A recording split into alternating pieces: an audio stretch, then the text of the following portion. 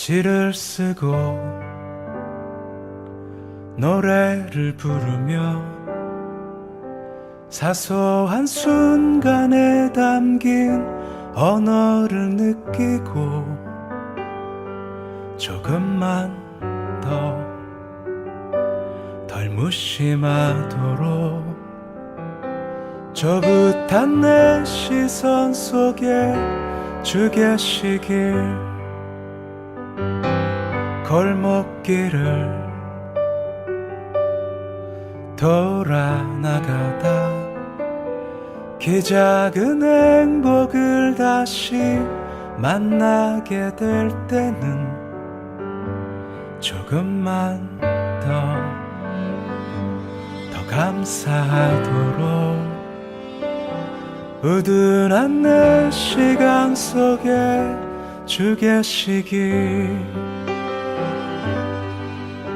만나고 헤어지는 떠나고 돌아오는 그 수많은 오름과 내림들 속에 천천히 쌓여가는 시간이 자라나듯 나도 조금씩 자라오르기 내 사는 일 가까운 거기에 오늘도 작게 반짝이는 은혜와 함께 조금만 더 의미 있도록 비좁은 나의 삶 속에 주 계시길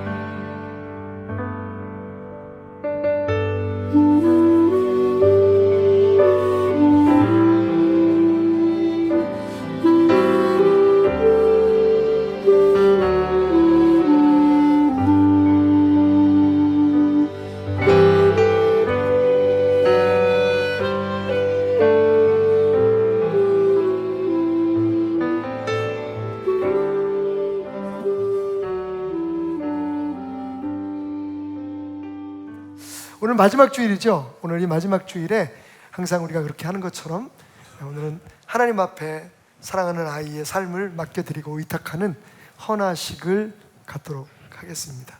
오늘 헌화받을 가정을, 헌화드릴 가정을 모실 텐데 우리 목사님들 강단에 올라오시고요. 자, 먼저 아빠가 엄마가 기도하면서 오늘 이 하루를 위해서 하나님 앞에 드리는 이 순간을 위해서 준비한 기도문으로 하나님 앞에 아이를 맡겨드리면 여러분들이 함께 기도하고 제가 축복하는 시간을 갖도록 하겠습니다. 자, 아빠가 기도할 때 여러분 두 팔을 벌리셔서 이 모든 축복이 아이에게 임할 수 있도록 함께 기도해 주시기 바랍니다. 기도하시죠. 기도하겠습니다. 주님께서 맺어주신 저희 가정에 큰 기쁨이 되는 두 번째 아들 아윤이를 보내주시고 아이를 통하여 저희 가정이 멈췄던 믿음의 시계가 다시 움직이게 하심을 감사드립니다. 아멘. 아윤이가 언제나 하나님의 사랑과 동행하심을 마음에 품게 하시고 늘 따뜻한 마음으로 베풀 줄 아는 아이로 자라길 소망합니다. 아멘. 삶의 여정 중에 어려움을 당하더라도 하나님의 계획하심을 믿고 담대하게 해결할 수 있는 지혜와 담담하게 일어설 수 있는 믿음을 허락하여 주시옵소서. 아멘.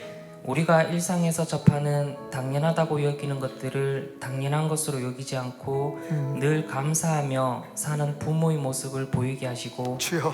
물질적 재물보다 기도로 영적인 재물을 쌓는 부모가 되게 하시옵소서. 아멘. 주님께서 저희 가정에 허락하신 사랑이 아윤이를 통하여 이웃에게 큰 사랑으로 흘러가길 원합니다. 아멘. 저희 가정의 주인 되시는 예수님의 이름으로 기도드렸습니다. 아멘. 아멘. 우리 목사님들은 아이에게 손을 얹고 우리 전사님들 함께 오셔서 아빠에게 손을 얹고 기도해 주시기 바랍니다.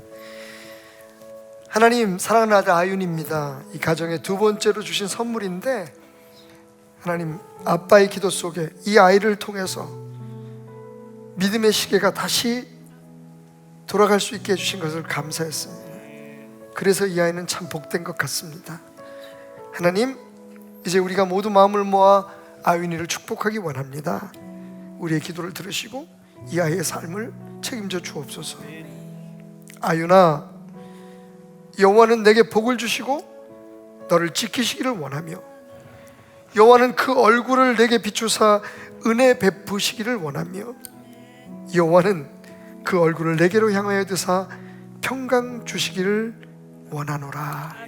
하나님, 이 가정을 축복하시고 주님 오실 때에 기쁘다 맞이할 수 있는 귀한 가정으로 이끌어 주옵소서. 아빠와 엄마에게는 아이들을 잘 양육할 수 있도록 부족함 없는 축복을 허락하시고, 무엇보다도 오늘 고백한 것처럼 당연한 것을 당연하게 여기지 않는 그 믿음으로 아이들을 주님 앞에 인도하게 하소서. 축복하며 예수님의 이름으로 기도드렸습니다. 아멘. 여러분, 하나님의 아들 유아윤입니다. 아윤이를 위해서 축복 박수 부탁드리겠습니다. 아윤아, 수고했어. 그래, 고마워. 수고하셨어. 감사해요. 네. 자, 이제 내려가시겠습니다. 예, 오늘 성탄 특집 시리즈 창밖을 보라 창밖을 보라 5번째 시간, 그 마지막 시간입니다.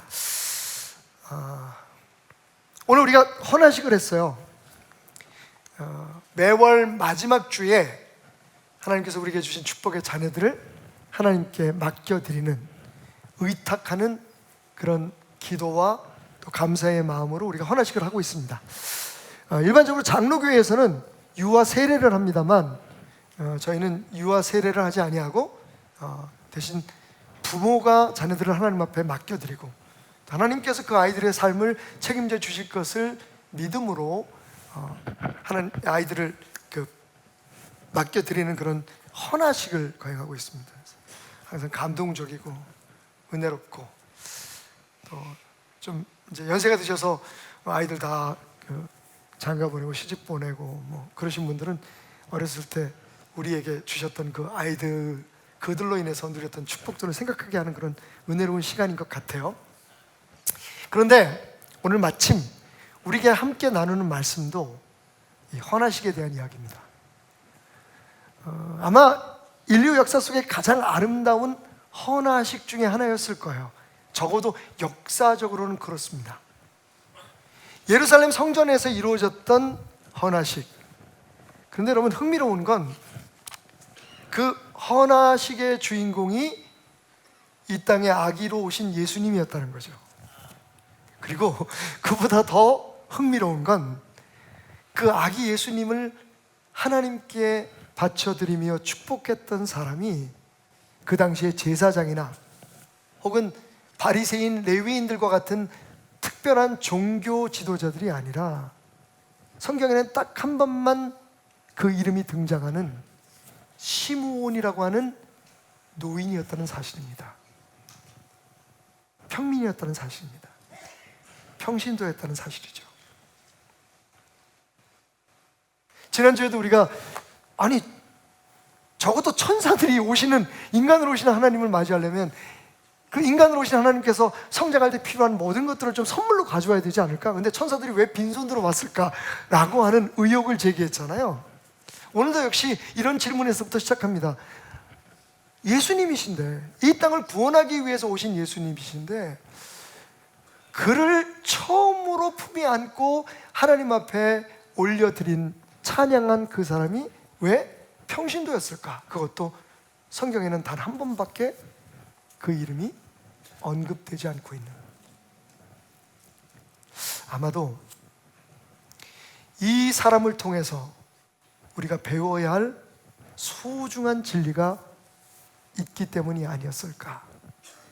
그 당시에 종교 지도자들보다 혹은 그 당시에 정치 지도자들보다 정말 예수 그리스도의 오심을 갈망하며 기도했던 한 노인을 통해서 하나님께서 우리에게 주시는 메시지가 있지 않았을까 생각하면서 오늘 말씀을 한번 들여다보도록 하겠습니다. 자, 먼저 이 신박한 이야기를 통해서 우리가 깨닫는 첫 번째 진리가 있습니다. 이건 한번 우리 입술로 고백해 봐야 될 것 같아요. 그래서 우리의 마음에 담기를 원합니다. 따라합시다. 믿음은 만 가지를 내려놓고 한 가지를 붙드는 것입니다. 여러분, 이게 기독교의 신앙입니다. 만 가지를 내려놓고, 아무리 우리의 삶에 중요하고 바쁘고 우리가 소중하게 생각하는 그런 일들이 1만 가지가 있다고 할지라도 그것을 다 내려놓고 정말 소중한 한 가지, 정말 중요한 한 가지, 예수 그리스도를 붙드는 것, 이게 신앙입니다. 오늘 그 모습을 우리는 시므온이라고 하는 한 노인을 통해서 배울 수 있는 거죠. 자, 오늘 말씀 보십시다. 28절부터 29절 말씀에 보니까 시므온이 아기를 안고 하나님을 찬송하여 이르되 주제여 이제는 말씀하신 대로 종을 평안히 놓아 주시는도다. 여러분, 아마 이 노인은 매일매일 예수님께서 오실 것이라고 하는, 이 예루살렘 성전에 올 거라고 하는, 하나님께서 성령을 통해서 주신 그 약속과 계시를 믿고 네가 죽기 전에 오시는 메시아, 이스라엘의 위로자를 만나게 될 것이다. 매일매일 성전을 찾아왔을 것입니다. 그러던 바로 그날입니다. 마침내 바로 그날 예수님이 찾아오십니다. 그리고 이 노인은 그 예수님을 가슴에 안고 고백합니다. 주제여 이제는 말씀하신 대로 종을 편안히 놓아주시는도다.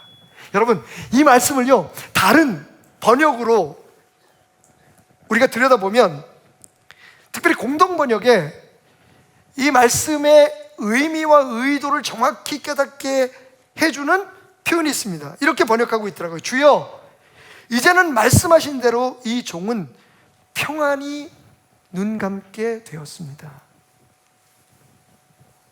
박태남 목사의 버전으로 이걸 다시 해석하면 이런 뜻일 것 같아요. 이제 저는 죽어도 여한이 없습니다.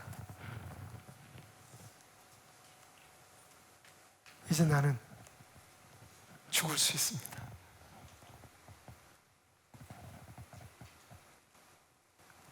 당연히 이 고백 앞에서 우리는 우리 스스로에게 질문을 던질 수밖에 없겠죠. 여러분의 삶에 딱 붙들고 만나고 경험하면 이제 나는 죽어도 돼, 나는 이제 더 이상 바랄 것이 없습니다, 하나님이라고 고백할 수 있는 그 무엇을, 그 누구를 가지고 계신가요? 아마 사업하시는 분들은 내가 정말 계획하고 뜻한 대로 사업이 잘 돼서 내가 원하는 만큼의 재물을 가지면, 이젠 난 이번 이 계약이 끝났으니까 이만큼의 내 목표에 치를 올렸으니까 내가 상장을 했으니까 이제 눈을 감아도 여한이 없어 라고 말씀하실 수 있겠습니까? 자녀들, 오늘 어린 우리 아윤이를 주님 앞에 드렸는데, 우리 자녀들, 그죠? 가만히 보면 우리 자랑스러운 한국의 부모님들은 다 자녀들을 위해서 사는 것 같아. 기도 제목이 다 자녀들 기도 제목이에요. 혹시 여러분들이 원하는 대로 아이들이 정말 좋은 대학 들어가고 그 이후에 인정을 받아서 대기업에 들어가고 혹은 자기의 사업으로 성공을 하고 그러면 여러분, 이젠 내가 눈을 감을 수 있겠습니다 라고 얘기하시겠습니까? 여러분의 삶에 단 하나 마지막으로 붙들 수 있는 목표는 무엇인가요?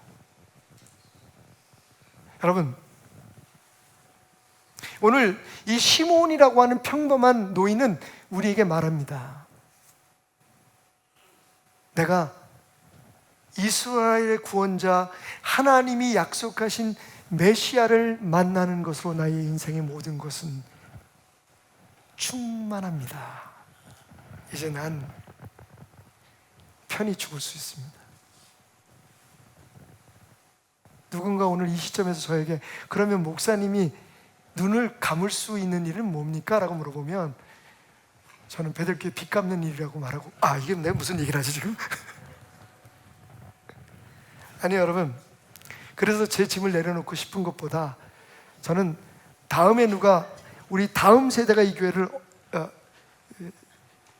책임지고 이럴까 할 때 정말 마음껏 그런 소리 안 듣고, 아니 우리가 헌금한 거 전부 다 교회 이자로 들어가는 거 아니야? 뭐 은행만 배불리는 거 아니야? 그래서 나는 헌금 안 해. 뭐 이런 소리 안 듣고 정말 하나님 앞에 정성을 다해서 감사해서 드린, 우리 교회 헌금은 또 특별하잖아요, 그죠? 뭐 복 받는다고 헌금하라고 하지도 않고, 헌금 잘해야 천국 간다고 가르치지도 않고, 정말 마음에서 우러나면 정말 모든 것이 하나님의 것이라고 생각하면 하나님 앞에 드리십시오. 그렇게 해서 그렇게 정성으로 드린 예물이 정말 좋은 일에만 쓰여졌으면, 여러분들이 자랑스럽게 생각하는 일에만 쓰여졌으면 뭐 그런 마음이 있습니다. 그래서 그냥 얼떨결에 튀어나온 말이지만, 사실은 정확히 말하면 제가 눈을 감을 수 있는 건 그래도 저의 선친 되시는 아버님께서 개척하시고 제가 저의 젊은 모든 시간들을 바쳐서 섬겼던 이 교회가 이후에도 우리 자손만 때까지 정말 교회 같은 교회, 하나님이 기뻐 받으실 만한 교회로 이어지고 지켜지는 것이 아닐까. 그렇다면 저는 정말 평안히 눈을 감을 수 있을 것 같아요. 여러분 어떠세요? 여러분의 삶의 궁극적인 목표는 뭡니까? 오늘 시므온은 얘기합니다.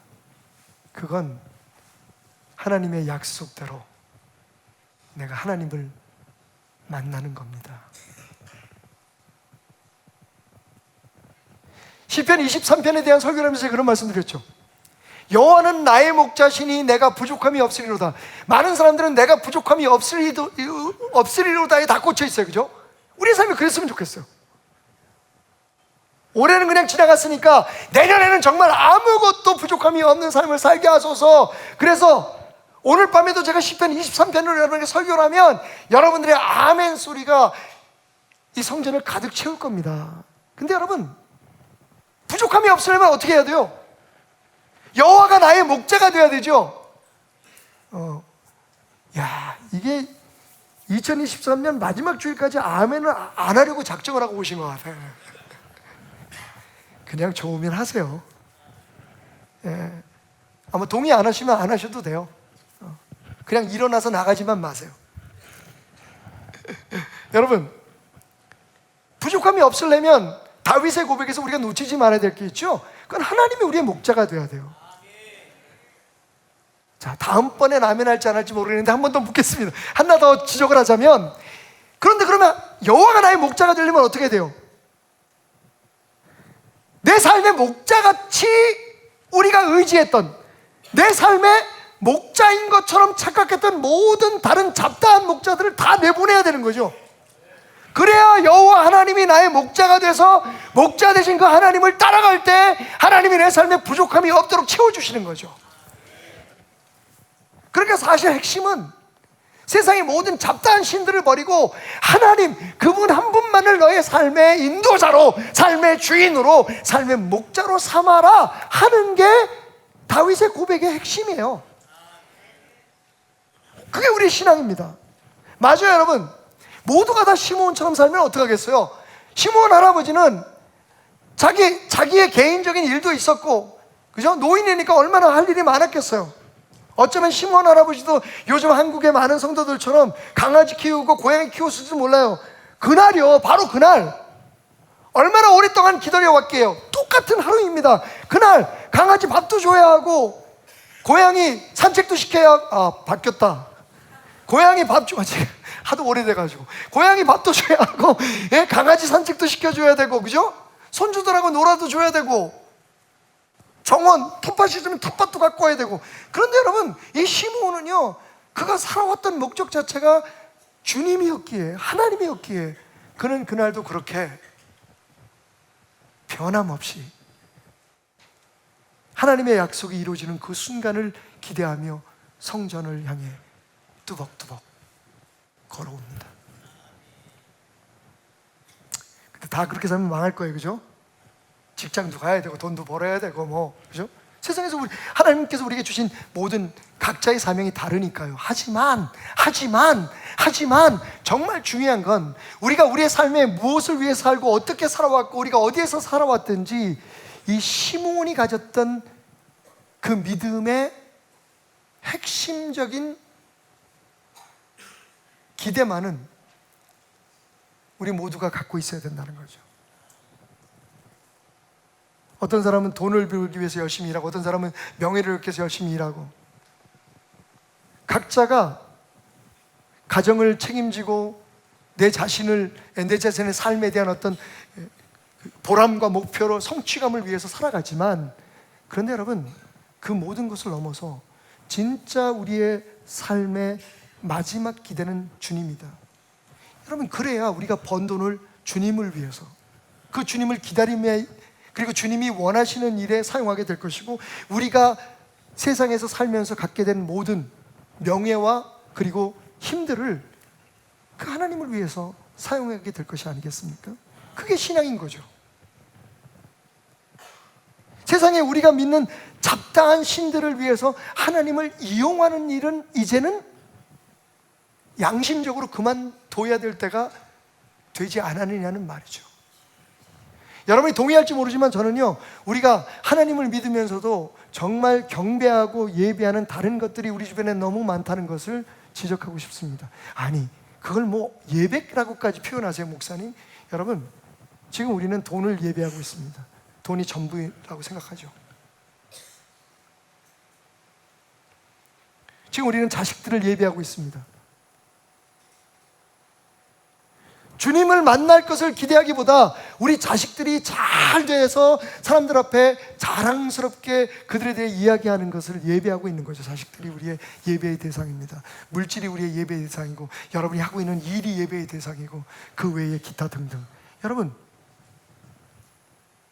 제가 말씀드린 게 바로 그겁니다.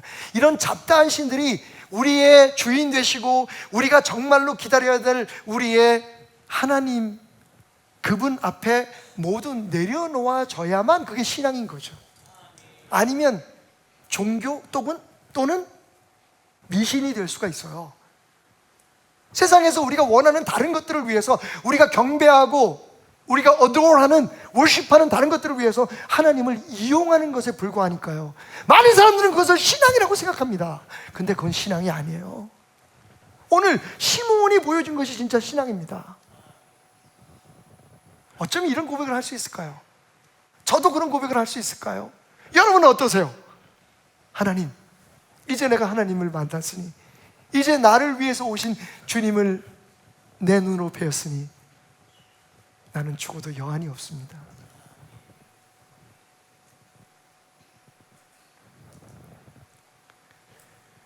(2023년) 마지막 주일 성탄절 마국간의 창을 통해서 내다본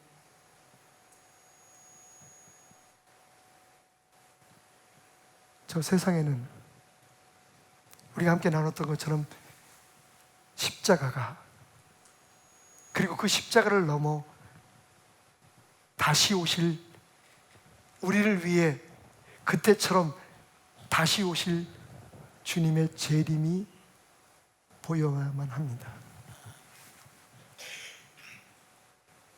성탄절은 그렇게 기쁘게 의미 있게 보내면서 왜 우리는 언제부터 예수님이 다시 오시겠다고 했던 그 약속을 기억하지 못하는 걸까요? 그리고 그게 오늘 바로 오늘일지도 모른다는 Perhaps today 라고 하는 그 사실을 왜 기억하지 못할까요?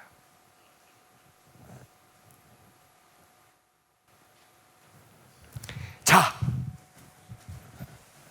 그 예수님 시므온의 고백에 따르면 이방을 비추는 빛 이스라엘의 영광 구세주인 예수님께서 친히 찾아오신 시므온이라는 사람에 대해서 조금만 더 생각해 보십시다. 자, 그러면 도대체 주님은 우리를 찾아오실 때에 무엇을 보시겠는가? 우리에게 원하시는 것이 무엇일까? 시므온의 모습을 통해서 성경에 기록된 대로 시므온에 대해서 잠깐 생각해 보겠습니다. 일단 우리가 주목해야 될 것은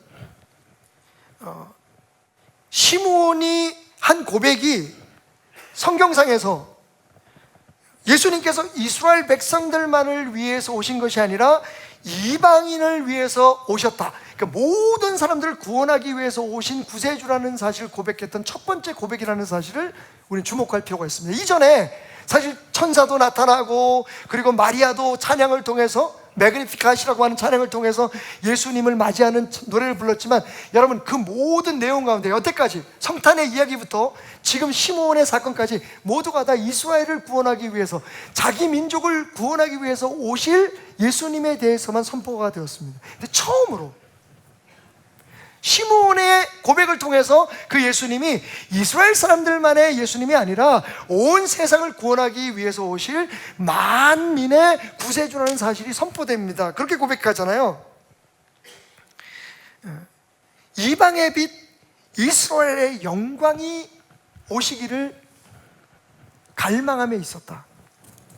근데 여러분 시므온이 특별한 것은 이렇게 온 세상에 구세주로 오실 예수님을 첫 번째로 선포했다는 것에만 있지 않습니다. 또 한 가지 우리가 주목해야 될 것은요, 사실상 예수님이 이 땅에 오신 예수님이 가장 먼저 찾아간 사람이 시므온이었다는 거예요. 여러분 성탄의 이야기를 우리가 쭉 둘러보면 동방박사 예수님 찾아왔죠. 목자들 예수님 찾아왔죠.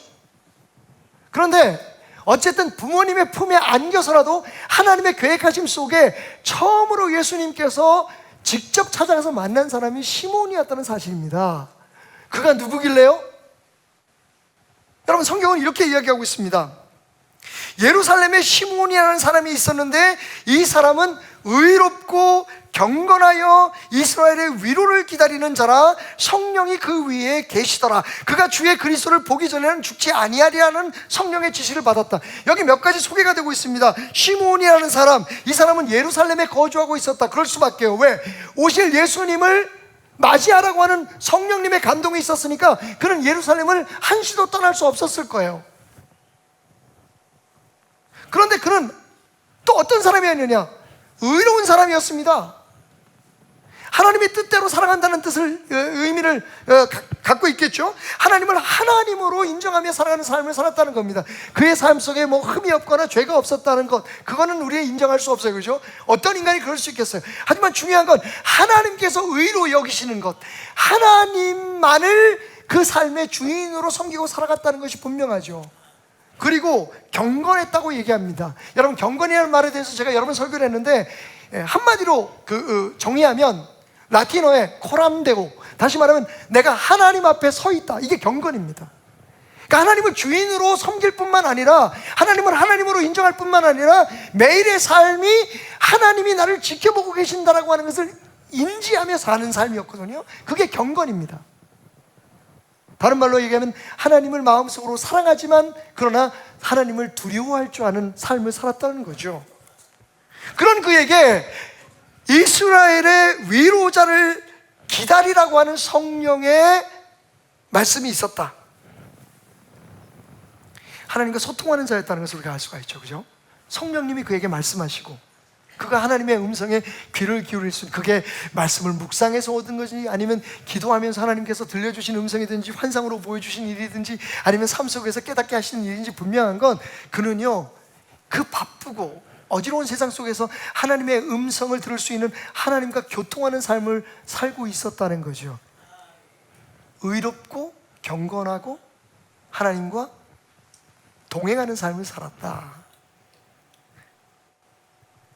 그리고 그는 하나님의 말씀대로 이루어질 것을 기대하는 믿음의 삶을 살았습니다. 잠깐, 우리는 시므온에 대해서 좀 더 알고 싶죠. 그 사람의 직업이 뭐였는지, 교회에서 직분은 뭐였는지, 그 사람이 세상에서 성공한 사람이 세상적으로 볼 때 뭐 사업에서 성공한 사람인지 아니면 종교적으로 무슨 지도자였는지 사람들의 칭송을 받았는지 자녀들은 어떻게 되는지 서울대학을 갔는지 카이스트를 갔는지 혹은 외국에 유학을 갔는지 아니 우리는 정말 알고 싶은 게 많아요. 왜? 하나님은 도대체 어떤 사람을 찾아오실까? 하나님이 오실 때, 이 땅에 오실 때 제일 먼저 가서 안기실 분은 누구일까? 그때 여러분 놀랍게 성경은 시므온에 대해서 세상적인 어떠한 레즈메도 어떠한 그 이력도 얘기하고 있지 않습니다.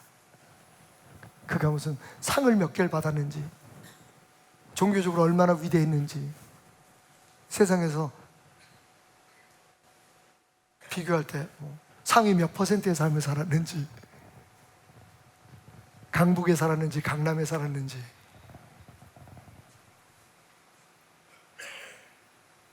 여러분 아시겠어요? 그건 주님 오실 땐 중요한 일이 아니기 때문에 우리에겐 중요한 일이에요.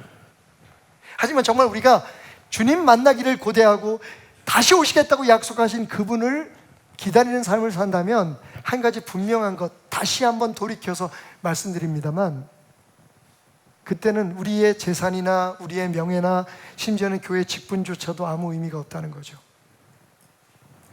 정말 우리를 위로하기 위해서 오시는 그분, 잘 살았구나, 정말 너는 나를 하나님으로 믿고 잘 살아줬구나, 물질을 섬기지 않고 세상에서 자랑거리를 섬기지 않고 너는 나만 바라보면서 오히려 너의 물질을 나를 기다리는 데 사용하고 내 말을 순종하는 데 사용하고 내가 가진 힘과 너의 지위와 위치를 교회에서 직분을 나를 위해서 영광을 위해서 사용했구나, 너의 삶의 모든 것이 나였구나, 이렇게 위로하시고 우리의 삶의 모든 짐을 내려놓으시고 우리에게 영원한 평강과 은혜의 삶을 주시기 위해서 찾아오신 그 사람의 조건은 우리가 생각하는 것처럼 그가 얼마나 헌신적인 삶을 살았고 얼마나 많은 일을 이 땅에서 이루었고 그리고 얼마나 자기가 소원하고 원하는 계획대로 살아서 얼마나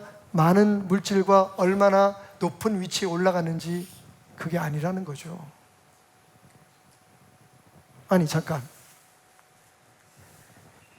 기독교 신앙은 만 가지를 내려놓고 한 가지의 주님만을 붙드는 거다. 그렇다면 지금 우리가 생각하고 있는 그 모든 것들은 우리의 삶의 최종적인 목표가 되어서는 안 되는 거죠.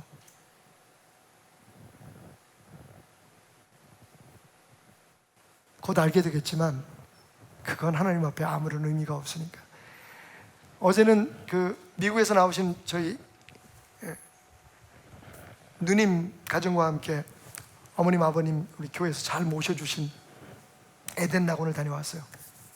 곽선희 목사님께서 그 에덴 낙원을 지으실 때 한 가지 그 당신의 신앙을 거기에 특별하게 각인시킨 게 있죠. 뭐 다 곽 목사님의 어떤 신학이나 신앙의 그런 그 바탕에서 그 낙골당이 지어졌지만 한 가지 특이한 건 거기엔 돌아가신 분들의 직분을 하나도 기록하지 않는다는 거예요. 김홍도 목사님도 거기에 묻히셨고 또 곽선희 목사님 사모님도 거기에 묻히셨는데 뒤에요 직분이 없어요. 이름만 딱. 저는 그게 왜 그렇게 마음에 드는지요. 천국에서 그게 뭐가 그렇게 중요하겠어요, 여러분?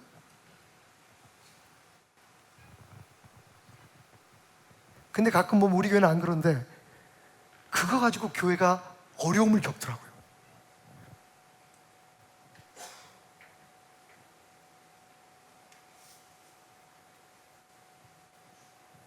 심지어는 우리 인간의 욕심이 얼마나 영원하고 충만한지 천국에 가면 어떤 분은 생명강가가 흐르는 그 리버뷰의 2층 집에서 살고 저 같은 사람은 초가집에서 산대요. 진짜 미치고 팔짝 될 일이지. 여러분, 하나님의 말씀으로 세상을 바라보는, 그죠? 월드뷰, 가치관이나 세계관이 형성돼야 되는데 우리는 세상에서 우리가 살고 우리가 바라는 것들로 천국을 그려요. 그러니까 천국 갔다 오는 분들이 하는 얘기에 귀가 솔깃해가지고 난 천국 가가지고 강남에서 살아야지. 거기도 강이 있어요. 말이 됩니까, 여러분? 그러면서 그걸 신앙이라고 생각을 하고 살아요. 오 마이 갓. 제가 강단에서 무슨 메시지를 전해야겠습니까?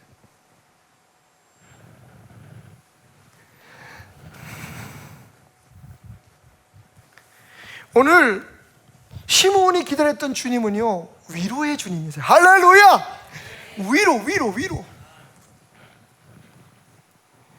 우리 힘으로 안 되는데, 우리 뜻대로 안 되는데, 우리 계획대로 사실 안 되는 거 아는데, 그럼에도 불구하고 어쩔 수 없이 그렇게 막 쫓아오고 기어오르고. 여러분, 다시 말씀드리지만 십자가는 기어오르는 게 아닙니다. 십자가는 그 앞에 우리가 붙들고 쓰러질 때 하나님이 우리를 들어 올려 주시는 거죠.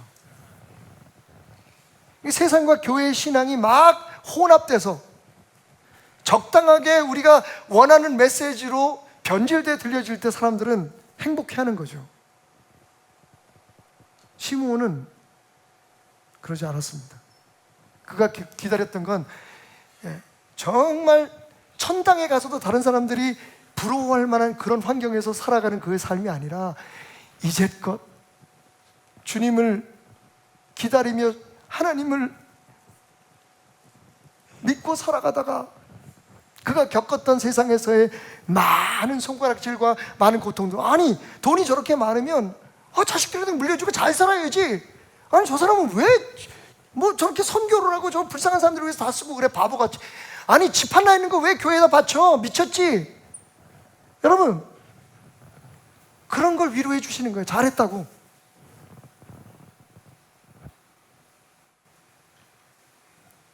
위로 얘기하는 게 생각나는데 참 재미있는 설문이 있었어요.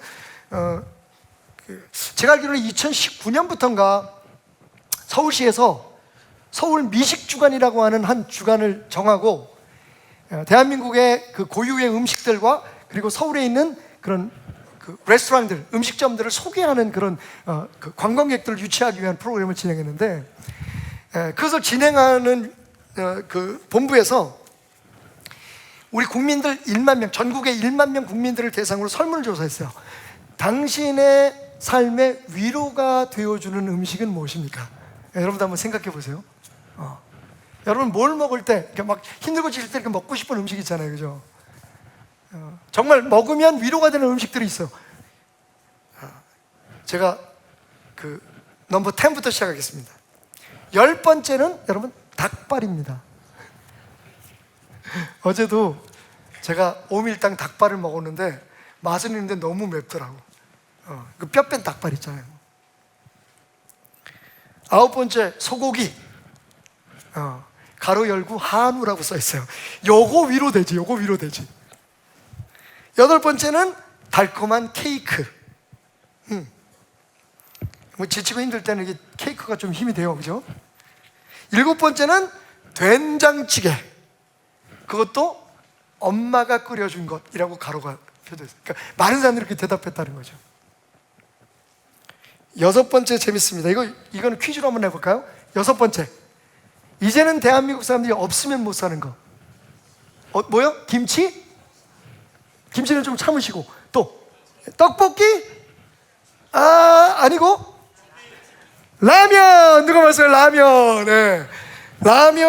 이 라면도 그냥 먹는 건 재미없고, 라면 먹으면 안 돼, 당신 라면 먹지 마라고 말하는 마누라가 잠들었을 때 몰래 나와서 끓여 먹는 라면. 요거 위로되죠. 5번째 삼계탕. 4번째 삼겹살. 3번째가 김치찌개. 여러분 느끼셨어요? 여기 위로되는 음식은 다 우리가 어려울 때 혹은 일상 속에서 우리가 먹던 것들이에요. 케이크 하나를 빼놓고 다 우리나라 음식들이에요, 그죠? 2번째는 뭘까요, 여러분? 이제 우리나라의 K푸드가 된 치킨. 예. 치킨은 누구야 또 맥주라고 누가 그랬어. 그냥 치킨. 자, 이제 대망의 1위. 대한민국 사람들이 가장 위로받는 음식은 무엇일까요? 네? 나올 거 다 나온 것 같아요, 그죠? 그래서 오늘 제가 특별히 준비해 왔습니다. 대한민국 모든 사람들이 힘들 때 위로받는 음식 1위, 여러분 두두두두 나와야지. 배들기름이 이거 나와야지. 시작. 두구두구두구두구두구두구. 짠짜잔 짠짠짠짠 짜잔. 떡볶이입니다. 아까 누가 말씀하셨죠? 떡볶이가 참 의외예요. 저는 개인적으로 여기 여러분 보면 뭐 화려한 파스타나 뭐 이런 거 없어요. 뭐 스테이크 와규 뭐 이런 거 없고 다 보면 된장찌개, 김치찌개 막 이런 것들이에요. 근데 1위는 떡볶이에요.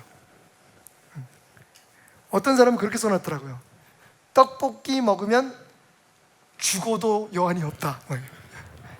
아니 시므온은 예수님 만나고 죽기를 죽어도 된다고 얘기했는데 예수님 모르는 사람은 떡볶이를 먹으면 눈을 감을 수 있다. 뭐 이런 얘기를 하는 사람들도 있더라고요. 떡볶이 그렇게 맛있어요? 전 도움이 되나요? 뭐 취향에 따라서 좀 다르겠지만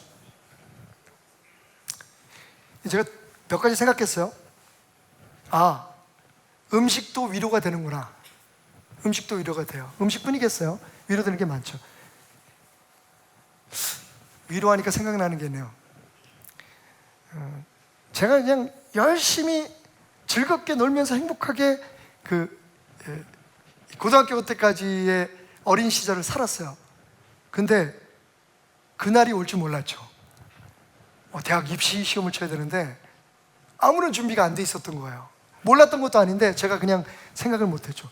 너무 지치고 힘들었을 때인데 생전 처음으로 제 교회 학생의 선배에게 편지를 받았어요. 그것도 아주 장문의 편지를. 뭐 가족들에게나 친구에게도 받아보지 못했던 정혜한테는 받았는데 항상 짧았어. 정혜의 연애 편지는 짧았고, 근데 정말 예상치도 못했던 어떤 형님이 저한테 편지를 보내는데 제 기억으로는 지금 아깝게도 제가 막 미국 가고 한국 오고 왔다 갔다 하면서 잃어버렸는데 정말 소중하게 몇 년 동안을 간직했었어요. 왜냐하면 그게 제겐 정말 위로가 됐었으니까. 뭐 다른 얘기들은 다 빼놓고 저에게 그런 위로가 있어요. 내가 옆에서 지켜본 태남이 너는 정말 하나님께서 귀하게 쓰실 사람이라고. 제가 힘들었던 걸 알고 저한테 편지를 써줬어요. 여러분 그 편지가 정말 몇 년 동안 지금은 이제 기억에 남아있는 따뜻한 기록이 되었지만 진짜 몇 년 동안은 그 편지를 가슴에 품고 제가 힘들고 어려울 때 정말 세상의 바닥에까지 내려갔을 때 다시 일어날 수 있는 위로가 되어줬죠. 그 편지를 써주신 분이 오늘 공교롭게도 이 예배에 함께하고 계십니다. 양태진 저희 사실 매형이에요. 나중에 알고 보니까 우리 누나한테 흑심이 있어가지고 편지를 쓴 거야. 처남을 꼬시려고. 근데 이후에 어쨌든 저는 정말 제가 몇 번 여러분에게 간증도 했을 거예요. 정말 그렇게 위로되는 게 있더라고요. 제가 그냥 예배 시간이지만 우리 배영을 여러분에게 소개해드려도 될까요? 양태진 장로님 잠깐 소개하겠습니다. 잠깐 일어나시죠. 우리 누님도 잠깐 일어나시고 박광옥 권사님. 몰랐지 형? 그때 형이 써주신 그 편지가 어쩌면 오늘 제가 여기에 설 수 있는 가장 중요한 위로가 됐던 것 같아요. 어쨌든 떡볶이보다는 더 위로가 됐던 것 같아요. 여러분 그런 위로들이 얼마나 갈까요? 특히 음식으로 위로받는다 그러는데 얼마나 우리가 위로받을 게 없으면 음식에서 위로를 받겠어. 근데 여러분 그 음식으로 통해서 받은 위로가 얼마나 갈까요? 그건 다 유한하죠. 심지어는 제가 받았다는 그 용기를 주는 위로의 편지도 역시 잊혀지는 순간들이 있었더라고요. 이제 나이가 드니까 다시 생각이 나지만 오늘 시므온은 영원한 위로자, 진짜 위로를 주실 분을 알고 있었던 거예요. 그리고 그분을 기다리고 있었던 거죠. 그분에게는 이 땅에 아기로 태어나신 메시아 예수님, 그리고 우리에게는 다시 오시마 약속하신 그분. 여러분, 그분을 기다리는 게 지금 우리의 신앙이에요. 언제부턴가 크리스마스는 기억하는데 예수님의 재림을 기억하는 사람들은 별로 없어요. 말씀을 정리할까요? Perhaps today. 오늘일지도 모릅니다. 언제 오십니까? 라고 약삭 빠르게 물어보는 제자들에게 주님은 말씀하십니다. 몰라! 아마 그래서 주님은 그렇게 말씀하셨던 것 같아요. 몰라! 내가 오고 싶을 때 온다. 하나님이 계획하실 때 올 거야. 그건 아무도 모른다. 알려고 하지 마라. 그 얘기는 우리의 마음속에 어쩌면 오늘일지도 몰라 라고 하는 마음을 가지고 힘들 때, 지칠 때, 아니 혹은 내 삶에 원하고 바라는 것들이 다 이루어져서 너무 행복하고 정말 스스로 감출 수 없이 세상에 막 자랑하고 싶은 일들이 일어날 때, 내가 성공했다고 스스로 생각할 때, 그때에도 고개를 들어 하늘을 보며 오늘일지도 몰라 주님이 나를 찾아오시는 그날, 너희를 고아처럼 세상에 홀로 두지 않겠다. 내가 너희를 영원한 위로함으로 이끌기 위해 너희를 다시 찾아올 텐데, 여러분 그날이 어쩌면 오늘일지도 몰라. 마태복음 25장의 열처녀의 비유 기억하시죠? 미련한 다섯 처녀, 지혜로운 다섯 처녀. 여러분 미련하고 지혜로움의 기준이 뭘까요? 미련한 다섯 처녀가 기름을 안 채운 이유는 기름값 계산하다 내일은 또 올라간대. 정부가 발표했는데 내일은 몇 원 올라간대. 이거 계산하다가 안 채운 게 아니에요. 주님이 오실 거라고 하는 것은 알았지만, 신랑이 올 거라는 걸 알았지만 거기에 대해서 무감각했던 거예요. 사실은 미련하기보다는요, 무지했던 것, 무감각했던 것이 맞는 것 같아요. 죄송합니다. 바로 우리처럼요. 제가 오늘 아침에 그래서 목사님들한테 물었어요. 설교 준비하느라고. 목사님, 오늘 우리의 예배가 끝나기 전에 예수님이 이 땅에 재림하실 거라고 하는 생각을 해보신 분들이 계신가요? 목사님들이 저한테 눈을 안 마주치더라고. 나도 눈을 마주치고 싶지 않았어요. 왜냐하면 여기 앉아 계신 분 중에서 오늘 지금 이 자리에 perhaps right now, perhaps in this worship, perhaps today, 그분이 약속하신 대로 우리에게 오실 거라고 생각하는 사람은 별로 없기 때문이에요. 근데 어떡합니까? 정말 오늘일지도 몰라 그 주님이 우리 앞에 오시면, 여러분 그분은 어떻게 맞이하시겠어요? 아직 해결하지 못한 게 너무 많은데, 아직 용서하지 못한 사람들이 너무 많은데, 주님 조금만 늦게 오시면 안 될까요? 그런데 그런 생각조차도 갖고 있지 않은 사람들이 이 시대의 기독교인들의 태반입니다. 아무도, 적어도 우리가 살아있는 동안에 예수님이 오실 거라고 생각하는 사람은 그렇게 많지 않아요. 우리가 기대하는 건 그냥 세상에서의 위로이지, 그분이 주시는 그 영원한 떡볶이나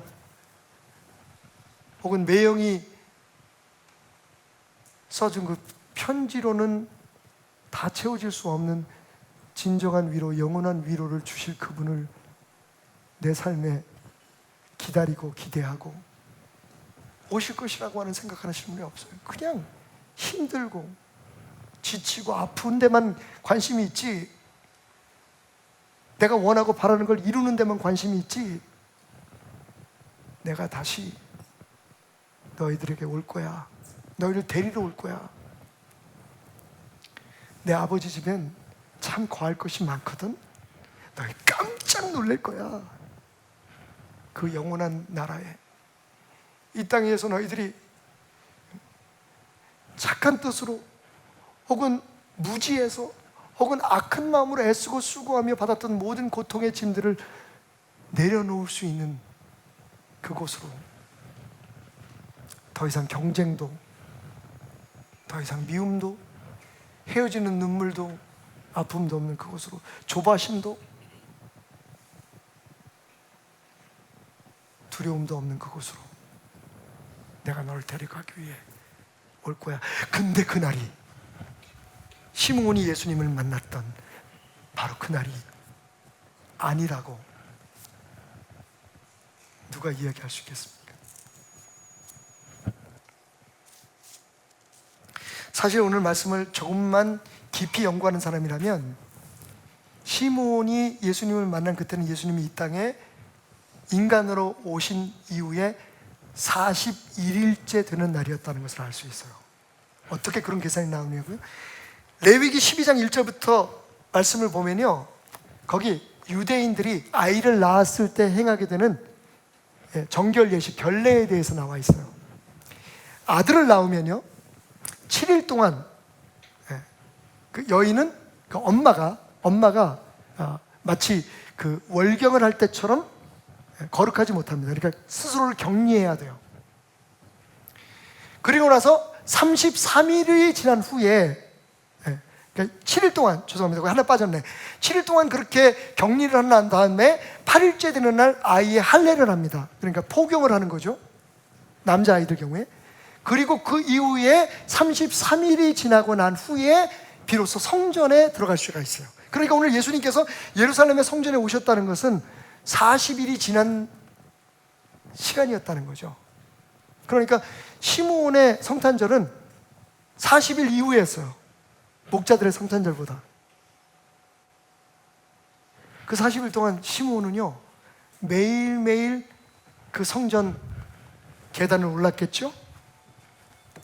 비좁은 골목을 지나 먼지가 푸석푸석 올라오는 길목을 지나 자갈밭을 걸어서 그는 마침내 화려한 예루살렘 성전의 문에 들어갑니다.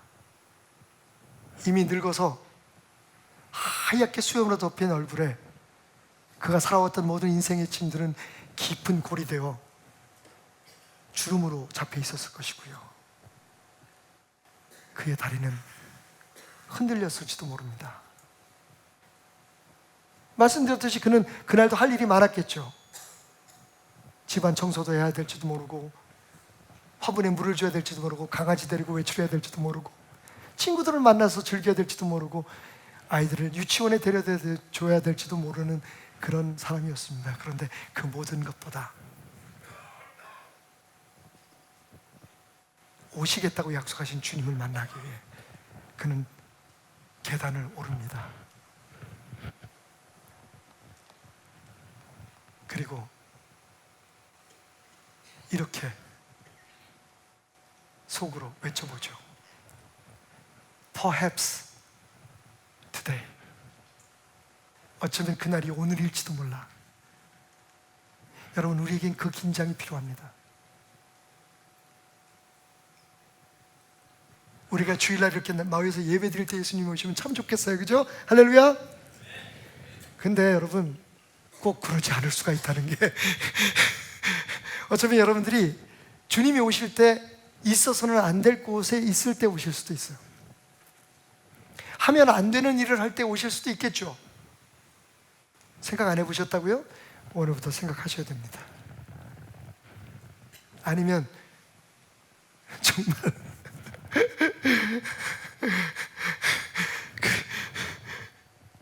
주여,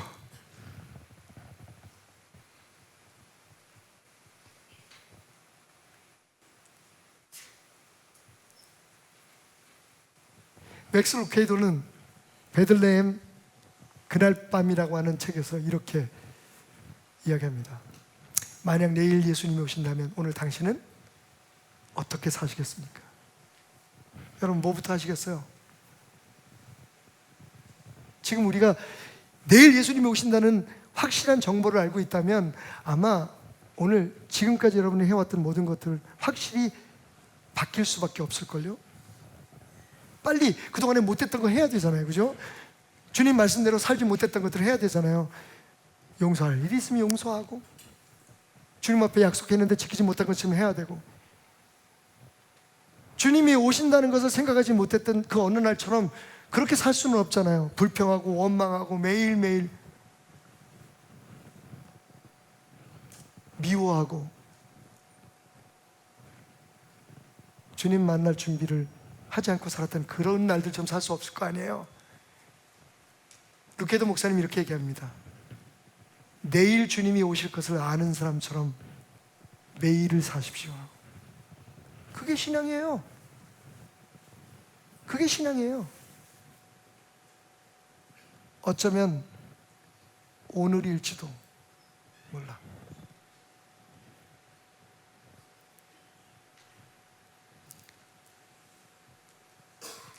어쩌면 오늘일지도.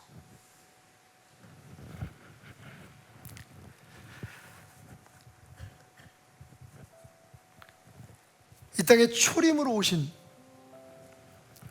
처음 예수님께서 오실 때는 어린 아기의 모습으로 마국간에서 태어나셨습니다. 우리는 그때 거기 있지 않았습니다. 그런데 이제는 다시 오시겠다고 약속하신 예수님을 기다리는 사람들이 되었습니다. 시므온에게는 40일이 지난 후에 맞이한 예수님이었지만 우리는 2000년이 지난 오늘 우리의 삶의 한 지점에서 우리는 그분을 만나게 될 것입니다. 흔히 이단들이 얘기하는 것처럼 그러니까 모두가 다 때려치고 매일매일 교회에서 살라는 말씀이 아닙니다. 예수님이 언제 어디에 오시든지 그때 그분을 만날 준비를 매일매일 하면서 살라는 겁니다.